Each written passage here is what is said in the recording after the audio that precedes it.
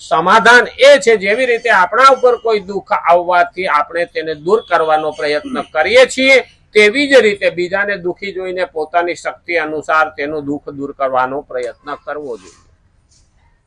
બીજાનું આપણે આપણી શક્તિ અનુસાર, કોઈ લંગડો હોય તો ટેકો દઈએ, કોઈ આંધળો હોય તો રોડ ક્રોસ કરાવીએ, કોઈને ભૂખ લાગી હોય તો આપણાથી જેવી શક્તિ એવી કાં નાસ્તો કરાવીએ, કાં રાંધેલું હોય તો થાળી ભરીને ખવડાવીએ.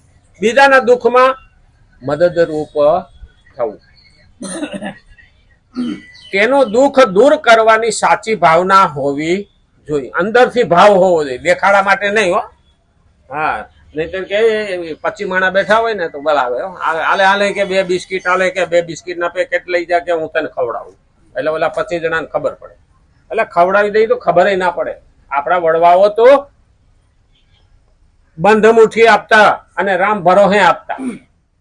એ ક્યાં કોણે આપ્યું ને ક્યાંથી આવ્યું ને ક્યાં ગયું, હજારે પણ સવા ભગતના જગ્યામાં અને હતાધરની જગ્યામાં ટ્રકોના ટ્રકો અનાજ આવે છે, કોણ મોકલે છે ખબર નથી, અને કોણ ખાય છે એનો હામાવાળો નોંધ રાખતો નથી. આને જ કહેવાય બીજાના સુખમાં સુખી, બીજાના દુઃખમાં દુઃખી. એ જ્યારે ગુપ્ત રીતે મોકલે છે ત્યારે ભગવાન પણ એને ત્યાં એવી જ રીતે મદદ કરે, ખબર પડે નહીં. ના નહીં કે અમને તો ભગવાન દેખાડીને દે ને તો જ માનવા વાળા. ભગવાન દેખાડ્યા વિના પણ દે છે, પણ આપણા ઘરમાં કોના ભાગનું આપણે ખાતા આવીશું અને આપણને કોના પ્રેમથી અને કોના મહત્વથી આપણે આનંદથી જીવતા આવીશું આપણને ખબર નથી. પેલા પતિ પત્ની આખો દાડો લારી ખેંચીને મજૂરી કરે અને આજે માંડ શેડા ફેરા થાય, આજે રોજે રોજનું ખાવાનું થાય, કે એટલી મહેનત કરીએ છીએ છતાં આગળ વધતા નથી.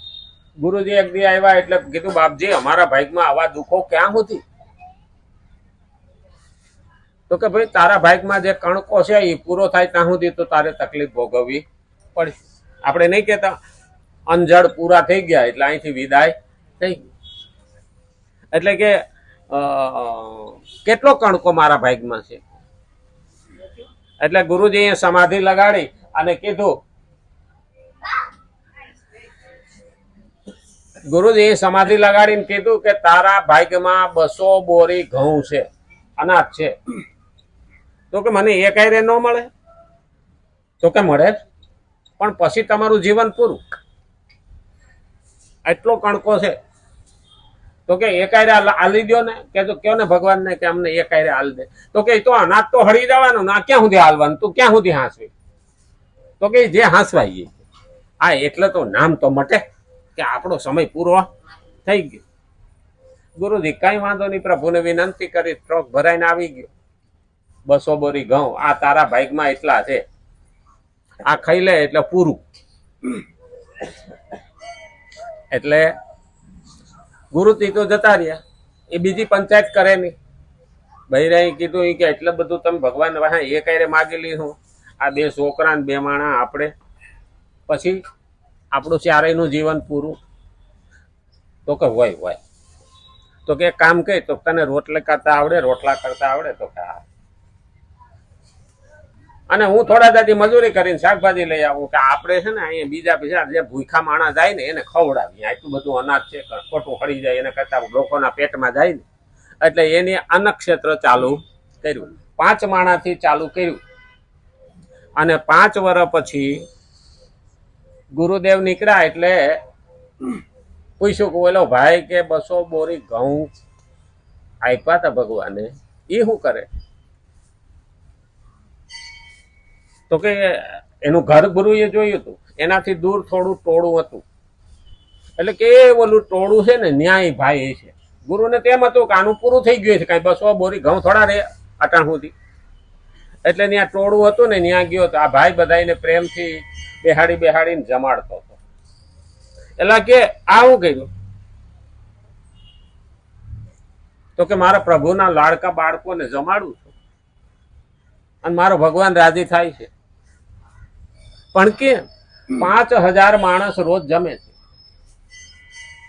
તો કે તારા ભાગમાં તો 200 બોરી ઘઉં હતા, પણ મેં બધાના ભાગમાં ભેળવી દીધું, તો મારા ભાગમાં ઈ બધાના ભાગ ભળી ગયા. અને આજે ભગવાન ખૂટવા દેતો નથી. પણ એ 200 બોરી બીજાના માટે વાપરવાની હિંમત તો હોવી જોઈએ. દમડી ચમડી જાય, બાકી દમડી ન જાય. એ પણ મહત્વનું છે. બીજાને જયારે દુઃખમાં દુઃખ પડાવવું હોય ને, તો આ મદદ કરવી પડે. ફૂલ નહીં તો ફૂલની પાકડી પણ કોકને આપણે મદદ કરીએ છે ને, તો ભગવાન આપણી પાસે મદદ કરવા હાજર રહે. અંદર ભાવ હોવો જોઈએ. એટલે તો કીધું, દઈ ન હકો તો કઈ નહીં, પણ દયા રાખો. આપી ન હકો તો કઈ નહીં, દઈ ન હકો તો કઈ નહીં, દયા રાખો. પણ કોઈનું ખરાબ તો ન જ ઈચ્છો, ન કરો. ત્યાં પાછળ હાલવાની જગ્યા રાખજો, હાનિકાર આવતા રહ્યો નહીં તો. હા, પરિક્રમા ફરવા વાળાને પાછું તકલીફ પડે.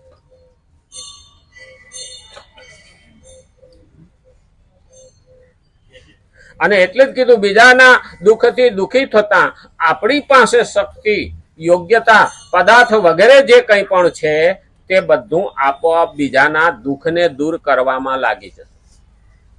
આપણી પાસે શક્તિ છે, યોગ્યતા છે અને પદાર્થ છે. આ ત્રણેય વસ્તુ આવી ગઈ. શક્તિ એટલે આપણી તાકાત, પદાર્થ એટલે પૈસો અને વસ્તુ, અને યોગ્યતા આપણે આપી શકીએ એવી યોગ્યતા ભગવાન રાખે. ખરેખર તો આપણા વડવાઓ છે ને, ભગવાન પાસે હું માગતા, ભગવાન કાંઈ ન દે તો કાંઈ નહીં, પણ કોઈ પાસે માગવા જેવો ન રાખે. અને અટાણે તો મફત મળતું હોય તો મોજ લાઈનમાં ખોબો વાળીને ઉભા રહી જાય. લાવો નહીં છે, હા, ઝેર દેતા હોય ને તોય લાઈનમાં લાય. હા, કોક દી પીવા થાય, ઘેર લઈ જાય. પોતે નો પીએ કાંઈ નહીં, કોકને પાય ખરા. હો, પેલું યાદ રાખવાનું, ભગવાને શક્તિ આપી છે તો યોગ્ય જગ્યાએ વાપરવી, યોગ્યતા આપી છે તો વ્યવસ્થિત વાપરવી. અને પદાર્થ, એમાં વસ્તુ આવે, પૈસા આવે, બધું આવે. જેવી આપણી શક્તિ એવી ભક્તિ. આમાં તો 9મા અધ્યાયની અંદર આવશે. ભગવાને એક જગ્યાએ કીધું છે, પત્રમ પુષ્પમ ફલંતોયમ. આ 4 શબ્દ કીધા છે. તારે મને અર્પણ કરવાનું છે. પત્રમ એટલે અંદર દિલનો પ્રેમ પત્ર, ભાવથી ભગવાનને ભક્તિ કરો, એને પ્રેમ પત્ર કીધો છે. મીરાનો પત્ર છે, પ્રેમ પત્ર. પત્રમ, પુષ્પમ એટલે ફૂલ.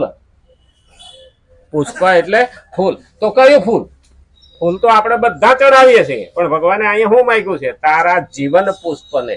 એટલે આપણો આ દેહ જે ભગવાનના કામમાં લાગે ને, એને ભગવાનને જીવન પુષ્પ અર્પણ કરેલું કહેવાય. પુષ્પમ ફલમ, તો પેલું તો કર્મનું ફળ આવે. હું જે કર્મ કરું છું એ મારે જોઈતું નથી, ભગવાન તને અર્પણ કરું. જોકે ભગવાન તો એને કઈ ખૂટતું નથી. એટલે આપણે કેવા છે, ખરાબ કર્મ ભગવાનના પગમાં મેલ દઈને હારા હારા લઈ લે. હા, મીઠા મીઠા ગપ ગપ, ઓર કડવા કડવા થૂથું, એમ નહીં. સત્કર્મ ભગવાનને અર્પણ કરવા. આનો મતલબ શું થયો? ભગવાન મારે નથી જોતો. ભગવાન છે એ કોઈ દી પોતે રાખતો નથી, પણ ભગવાન આગળ શરત રાખવાની નહીં. દ્રૌપદીએ હારામાં હારી હાડી ફાડીને ભગવાનને જયારે પાટો બાંધ્યો ને, ત્યારે શરત નહોતી રાખી કે આમાં તાર છે એટલી હાડી પહેરાવજે. આપણે તો પેલી શરત રાખી, મારો છોકરો પાસ થાય તો 2 નારિયેળ માતાને ચડાવી, જો નપાસ થાય તો નહીં દો, તારી ભલી થાય. અરે માતા ઉપર પ્રેમ છે તો 2 નહીં 22 ચડાય, પણ શરત હોવી જોઈએ નહીં. પદાર્થ, પત્રમ પુષ્પમ ફલ, કર્મના ફલ, ભક્તિના ફળ અને દાનના ફળ. પ્રભુ મારે નથી જોતું, તને અર્પણ. ભગવાન કે મને અર્પણ કરશો એમાં હું 1000 ગણું નાખીને તને પાછું આપું છું. વળતર આપે ભગવાન. પણ આપણે તું મને આપજે એટલા હાટું થઈને કરું નહીં. મને આપે કે ના આપે, મને તારા ઉપર ભાવ છે, પ્રેમ છે અને વિશ્વાસ છે, શ્રદ્ધા છે, તો હું અર્પણ કરું. ના મીરાએ માગ્યું, ના સુદામાએ માગ્યું, ના જલારામ બાપાએ માગ્યું, ભગવાને સામે દેવું. માગતા નથી. અને ભક્તને ભગવાન પ્રસન્ન થાય ને તો પણ શું કે પ્રભુ તમારી ભક્તિ સિવાય કાંઈ જોઈતું નથી. આનો મતલબ શું થયો? હવે ભગવાન ખુદ આવે ને, ભગવાન ખુદ આવે ને એટલે પેલું યાદ રાખવાનું, ભેગા લક્ષ્મી આવવાના આવવાના ને આવવાના. હા, એનો ઘરવાળો છે. ભગવાન આવે તો એ ઘરવાળી થોડી રહે. પણ ઘરવાળી બીજે બેઠી હોય અને ઘરવાળો આવે. આપણે જીવનમાં એવું થાય ને, ઘરવાળો નોકરીએ ગયો હોય ને કોક દી વહેલો આવી જાય અને બેન છે એ બાજુમાં કોઈ ધૂન રાખી હોય ને ત્યાં ગયા હોય એટલે 20-25 બહેનો બેઠી હોય ને ધૂન બોલતી હોય, ઘરવાળો વહેલો આવી ગયો હોય, 7 વાગ્યાને બદલે 5 વાગ્યા આવી. એટલે ઘરવાળો કે આટલા આજુબાજુ ક્યાંક ગઈ છે તાળું મારીને. એટલે ઓલી બહેરાઓ બેઠા હોય ને એમાં આમ ડોકું કાઢે. એટલે ઘરવાળીનો ને એની નજર એક થાય ને એટલે પછી એને રાઈડ ન પાડવી પડે. ઘરવાળી ઉઠીને જાય કે હાલો આજ વહેલા આવી ગયા, એને બોલાવવી પડે નહીં. ઘરવાળી સમજી દે. એમ લક્ષ્મીજીને ખાલી પૂજા કરીએ ને તો લક્ષ્મી આપણે ત્યાં આવે ને એટલે ભગવાન નીકળે આમ ડોકું કાઢે કે મારા વાળી ક્યાં ગઈ. હવે ભગવાન નીકળે ને ડોકું કાઢે ને એટલે કે મારા વાળી ક્યાં ગઈ. એટલે આમ માતાજીને એને એક નજર થાય ને એટલે લક્ષ્મીજી હાલતા. પછી કે 4 ફેક્ટરી હતી પણ 3માં નુકસાની ગઈ. આનો મતલબ